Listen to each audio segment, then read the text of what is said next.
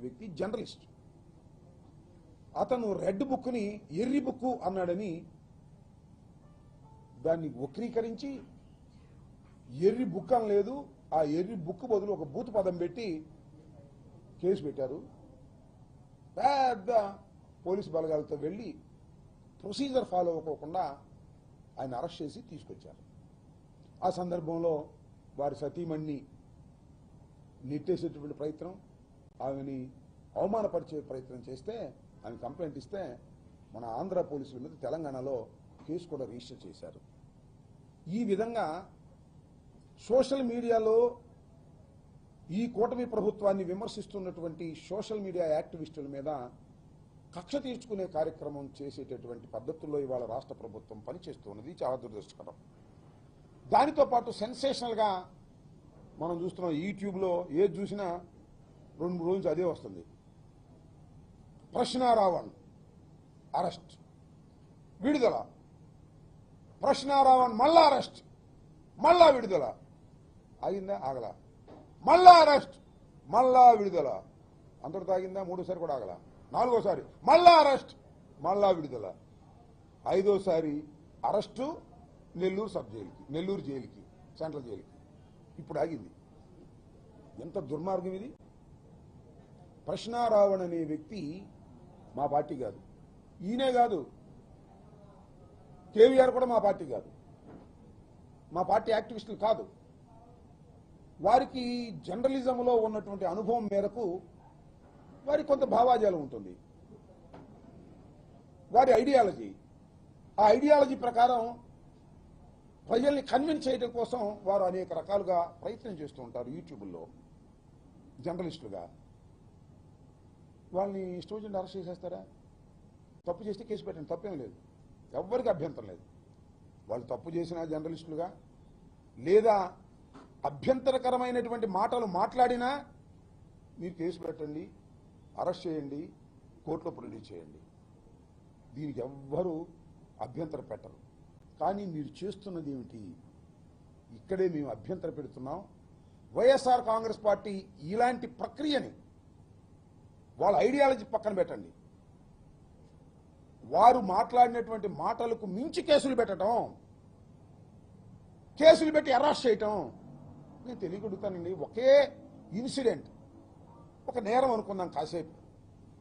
ఆ నేరం మీద ఎన్ని కేసులు పెడతారండి ఈ రాష్ట్రంలో? ఎన్ని కేసులు పెడతారు? నా మీద 36 కేసులు పెట్టారు. కోర్టు ఏం చెప్పింది? అయ్యా, ఈ 36 కేసుల్లోనూ 36 సార్లు అరెస్ట్ చేయడానికి వీల్లేదు, ఇవన్నీ కూడా ఒకే ఎఫ్ఐఆర్గా ట్రీట్ చేయండి, వీటన్నిటినీ కూడా సాక్ష్యాలుగా తీసుకోమని చెప్పింది. సేమ్ ఇవాళ ఏంటి తీసుకొచ్చారు, పీఠాపురంలో పెట్టారు. ఎవరిని? ప్రశ్నారావణ్ణి పిఠాపురంలో పెడితే పిఠాపురం కోర్టు వారు అబ్బే ఈ కేసు అరెస్ట్ చేసేది కాదు అని వదిలేశారు. ఈ కోర్టు వదిలేసిద్దా, ఇంకో కోర్టుకు వెళ్దామని చెప్పేసి అదే కేసులో మళ్ళీ అరెస్ట్ చేశారు. తీసుకెళ్లి సర్పవరంలో అరెస్ట్ చేశారు, అక్కడ కోర్టులో పెట్టారు. వాళ్ళు కూడా అన్నారు అయ్యా ఈ కేసు ఏమీ లేదు తీసేయి అన్నారు. అయ్యారా? ఆగలా. మళ్ళీ మచిలీపట్నం తీసుకొచ్చారు, మచిలీపట్నంలో మళ్ళీ అరెస్ట్ చేసి కోర్టులో పెట్టారు. మచిలీపట్నం మ్యాజిస్ట్రేట్ గారు కూడా అబ్బే దీనిలో కూడా ఏమి లేదే, అసలు అరెస్ట్ చేసే పనే లేదు, ఇచ్చేయమన్నారు. అక్కడికైనా బుద్ధి వచ్చిందా మీకు ప్రభుత్వానికి? రాలా. అక్కడ నుంచి నక్కబెల్లి తీసుకెళ్లారు, అక్కడ ప్రొడ్యూస్ చేశారు. అక్కడ కూడా బుద్ధి వచ్చిందా? అక్కడ కూడా అబ్బే ఇది అరెస్ట్ చేసే కేసు కాదు వదిలేయమన్నారు. అప్పుడు అసలు కేసే మార్చేశారు. 4 కోర్టులో పెడితే ఒక్క మ్యాజిస్ట్రేట్ కూడా మాకు రిమాండ్ ఇవ్వలేదు కాబట్టి సెక్షనే మార్చేద్దాం అన్నారు. అది అట్లా పెడదాం. ఈ 4 పోలీస్ స్టేషన్లు ఏం చేశారండి? పోలీస్ స్టేషన్లో ముద్దాయిగా ఉన్నటువంటి రావణ్ణి దాడి చేసి కొట్టాలి, చంపాలి అని ప్రయత్నం చేస్తే ఎక్కడికి వెళ్తుంది ఈ రాష్ట్రం? ఎక్కడికి వెళ్తుంది ఈ ప్రజాస్వామ్యం? ఎక్కడికి వెళ్తుందని అడుగుతా ఉన్నా. ఇది ధర్మమేనా, న్యాయమేనా?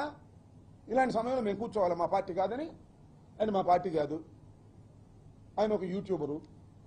ఇలాంటి అన్యాయం, అక్రమం కూటమి ప్రభుత్వం చేస్తుంటే వైఎస్ఆర్ కాంగ్రెస్ పార్టీ జగన్మోహన్ రెడ్డి గారు చేతులు కట్టు కూర్చోవాలని అడుగుతా ఉన్నా, నోరు మూసు కూర్చోవాలని అడుగుతా ఉన్నా. మా పార్టీ కాకపోయినా, మా భావాజాలం కాకపోయినా ఇది తప్పు అని చెప్పేటటువంటి ప్రయత్నం వైఎస్ఆర్ కాంగ్రెస్ పార్టీ చేస్తుంది. దీని మీద చాలా మంది రకరకాలుగా విమర్శించే వాళ్ళు విమర్శించవచ్చు, నేను కాదన్ను. కానీ వాస్తవాన్ని అర్థం చేసుకోండి. ఇవాళ సోషల్ మీడియా యాక్టివిస్టుల మీద దౌర్జన్యకాండ చట్ట వ్యతిరేకమైన పద్ధతుల్లో ఈ ప్రభుత్వం పనిచేస్తున్నప్పుడు వైఎస్ఆర్ కాంగ్రెస్ పార్టీ కళ్ళు మూసుకొని చూస్తూ ఊరుకోదు. We will support the accused. ఎవరైతే అన్యాయంగా అక్రమంగా ఉన్నారో వాళ్ళ మీద యాక్షన్ తీసుకునేటటువంటి కార్యక్రమం కూడా చేస్తామనేది కూడా మా ప్రయత్నం మేము చేస్తున్నాం. అంతేకాదు ఏమండి, చివరికి ఏం చేశారండి, ప్రశ్నారావణ్ణి, ఆయన పేరు ప్రశ్నారావణ్ గారు, వాస్తవంగా ఆయన పేరు బచ్చలకూరి జోసఫ్, ఆయన్ని ఈ 4 కోర్టుల్లో బెయిల్ ఇచ్చేసింది కాబట్టి అసలు సెక్షనే మార్చేద్దామన్నారు. ఏమి సెక్షన్ అది దుంపదేగా, యుఏపిఏ అంట. అదేంటి, అన్లాఫుల్ యాక్టివిటీస్ ప్రివెన్షన్ యాక్ట్. టెర్రరిస్టుల మీద పెట్టేటటువంటి కేసు పెట్టారు, టెర్రరిస్టుల మీద. ఇప్పుడు ఎక్కడ పోతాడు మ్యాజిస్ట్రేట్ గారు? ఇప్పుడు న్యాయస్థానం ఎట్లా వస్తుందో చూస్తాం అని న్యాయస్థానాన్ని సవాల్ చేశారు. న్యాయస్థానాన్ని, ఎందుకంటే ఈ యాక్ట్ పెడితే, ఈ సెక్షన్ పెడితే లోయర్ కోర్టు బెయిల్ ఇవ్వడానికి